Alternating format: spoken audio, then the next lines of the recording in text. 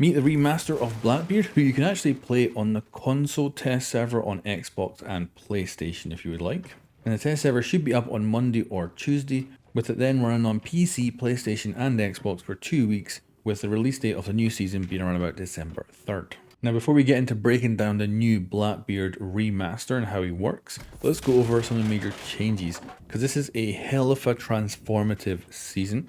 So we'll start with the update to Crossplay, so PC players can now invite their console buddies over to the PC player base to play together. And they can play whatever they want. Be noted that your rank and your skill rating will be separate on PC depending on your performance on that platform. And talking of ranked, with the addition of the Phantom player, this is a 6th player that goes into your squad and effectively tries to balance the squad out and make it a little more fairer when matchmaking. They're also looking to change the general matchmaking that happens behind the scenes as well to make more balanced games too.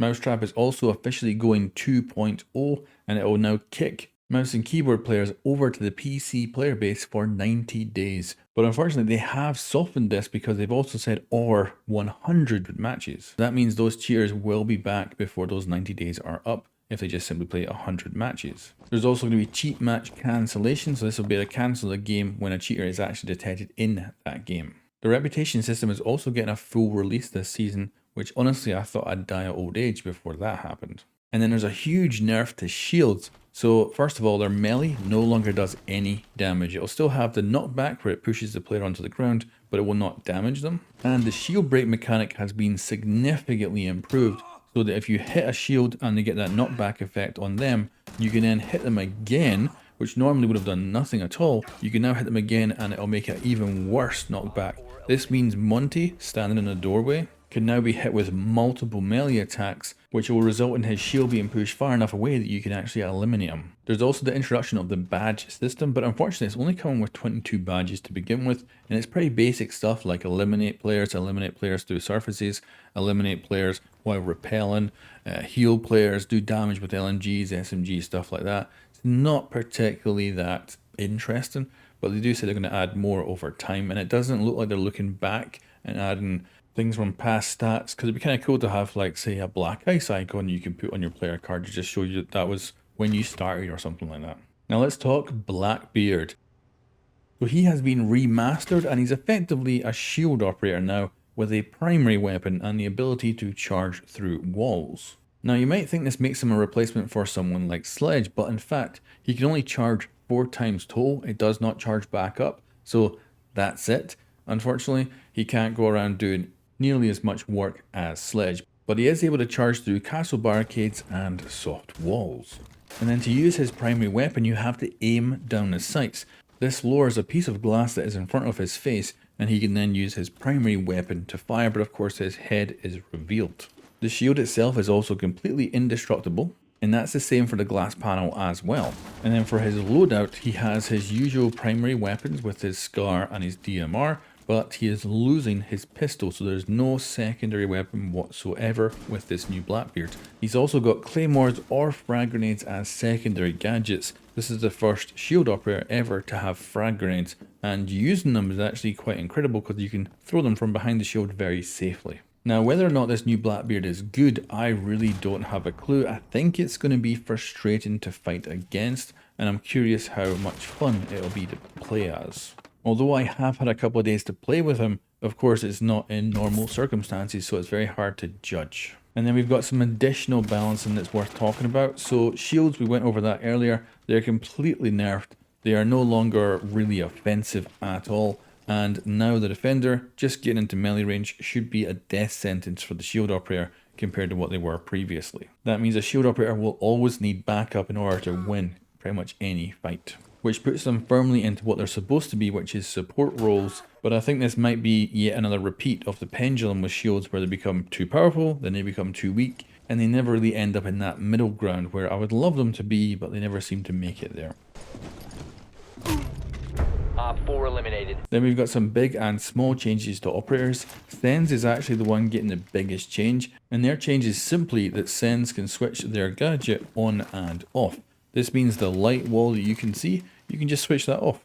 The great thing is when it's off, it doesn't use any power, so the actual gadget will just stay until you switch it back on. And it makes the tactical play with this thing kinda cool. Whether it works as a fix for this operator, I don't know. And it's also getting buffed. It's no longer considered to be the same as smoke, so gadgets that normally see through smoke now cannot see through smoke with the Sens. So Sens is now completely blocking the opponent's views no matter what. But we'll have to see Sens in proper action in normal games to see if this is going to make any significant change to this character.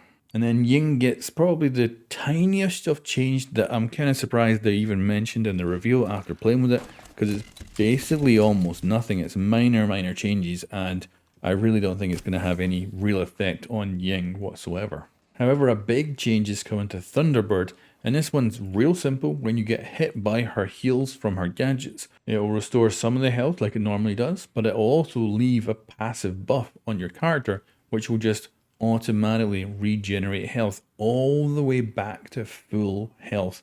And the only thing that will stop it is if you take damage. So effectively, you might only need one heal from Thunderbird to fully heal back up, even from the lowest amount of health. You just need a little bit of time, and yeah, back to full health. It's freaking awesome. Now let's move on to the conclusion. So for this entire year, I've been pretty disappointed with every single season. The first season was pretty okay, and the rest just felt pretty rubbish. But I'm actually extremely happy with this season, where I've basically got no real complaints.